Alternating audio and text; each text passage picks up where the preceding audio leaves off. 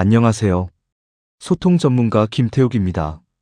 여러분은 어떤 사람을 말 잘하는 사람이라고 생각하십니까?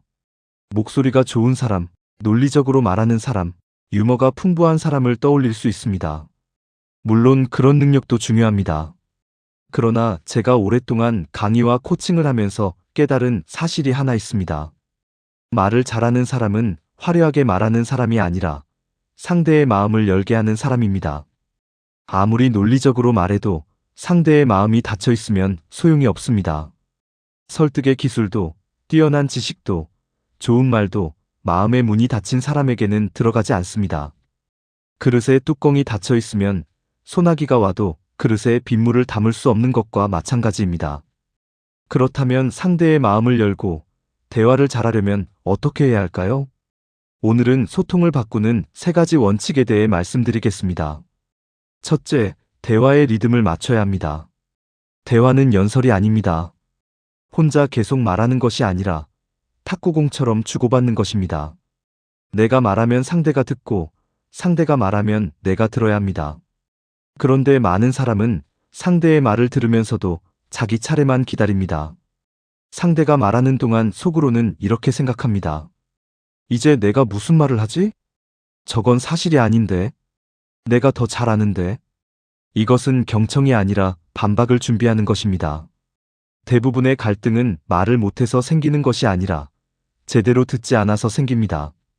사람은 힘든 일을 겪거나 중요한 결정을 앞두었을 때 누군가에게 속마음을 털어놓고 싶어 합니다. 이때 필요한 것은 성급한 충고가 아닙니다. 그랬구나. 많이 힘들었겠구나. 그래서 마음이 어땠어? 이렇게 상대의 이야기를 충분히 들어주는 것입니다. 메이슨이라는 사람은 인간관계에서 지켜야 할 원칙을 이렇게 말했습니다. 성급하게 큰 소리로 떠들지 말고 사람마다 관점이 다르다는 사실을 기억하며 어리석게 들리는 이야기라도 잠시 참고 들어주라는 것입니다. 아무리 좋은 말도 상대의 이야기를 다 듣기 전에 꺼내면 충고가 되고 충분히 들은 뒤에 건네면 위로가 됩니다. 대화의 리듬을 맞추는 가장 좋은 방법은 간단합니다. 말하고 싶을 때 한 번 더 듣는 것입니다. 잘 듣는 사람은 있으나 많아 한 사람이 아니라 그 자리에 꼭 필요한 사람이 됩니다. 둘째, 내 관점만 옳다고 생각하지 말아야 합니다. 벽돌 담장을 가리키며 사람들에게 무엇처럼 보이느냐고 물으면 대답이 모두 다릅니다. 어떤 사람은 성벽이라고 하고 어떤 사람은 사진 배경이라고 하며 어떤 사람은 차곡차곡 쌓아가야 하는 인생의 모습처럼 보인다고 말합니다. 똑같은 것을 보고도 사람마다 다르게 해석합니다. 왜 그럴까요? 우리가 사물을 있는 그대로 보기보다 자신의 경험과 지식, 감정을 이입해서 보기 때문입니다. 따라서 내가 경험했고 내 눈으로 직접 봤다고 해서 그것이 전부라고 단정해서는 안 됩니다. 우리는 불확실한 정보를 확실한 것처럼 말할 때가 많습니다. 그 사람은 원래 그런 사람이야. 그 방법은 절대 안 돼. 내가 해봐서 다 알아. 이런 확신이 강해질수록 소통의 문은 좁아집니다. 물이 고이면 썩듯이 지식이 고이면 고정관념이 됩니다. 어제의 성공 경험이 오늘의 정답이라는 보장도 없습니다. 아인슈타인의 말로 널리 알려진 표현이 있습니다. 똑같은 방법을 반복하면서 다른 결과가 나오기를 기대하는 사람은 정신병자다. 결과를 바꾸고 싶다면 생각을 바꾸고 생각을 바꾸기 어렵다면 작은 행동부터 바꿔야 합니다. 대화할 때도 마찬가지입니다. 내가 틀릴 수도 있습니다. 그렇게 생각할 수도 있겠군요. 당신의 입장에서 다시 생각해 보겠습니다. 이 3문장을 자주 사용해 보십시오. 이 말은 나를 낮추는 표현이 아닙니다. 관계를 살리고 내 생각의 폭을 넓히는 지혜로운 표현입니다. 유연한 사람은 생각이 없는 사람이 아니라 더 나은 생각을 받아들일 준비가 된 사람입니다. 셋째, 지적보다 인정과 칭찬을 먼저 해야 합니다. 세상에서 가장 쉬운 일이 무엇인지 아십니까? 다른 사람의 잘못을 찾아 지적하고 충고하는 일입니다. 우리는 잘한 일 10가지보다 잘못한 일 1가지를 더 빨리 발견합니다. 특히 가까운 사람에게 더 그렇습니다. 그것도 제대로 못해? 내가 그럴 줄 알았어. 당신은 항상 그게 문제야. 이런 말은 문제를 해결하기보다 상대의 마음을 닫게 합니다. 존 고트먼 교수의 연구로 널리 알려진 관계의 원칙이 있습니다. 안정적인 관계에는 부정적 상호작용 한 번을 상쇄할 만큼 여러 차례의 긍정적 상호작용이 필요하다는 것입니다. 흔히 이를 5대1의 법칙이라고 합니다.